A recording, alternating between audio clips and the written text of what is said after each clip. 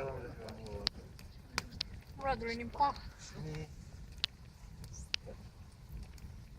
Mä olin kuvalista ja sitten mä heti alussa laitoin ne päälle tuonne reunoille.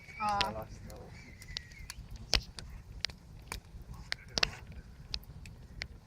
Se hygieniapaski on semmoinen, että siitä on ihan oma kurssinsa, jonka tosiaan kun se koulutus on sellainen, että aikoinaan silloin kun mä olen Haaka-instituutista valmistunut ja ne opinnot suorittanut siellä, niin mä unohdin laittaa ruksin yhteen kohtaan, jossa mä olisin saanut sen hygieniapassi testaajan pätevyyden. Mä oon ne opinnot tehnyt, mutta kun mä unohdin laittaa sen ruksin, niin se ensimmäinen testaajien määrä oli rajattu.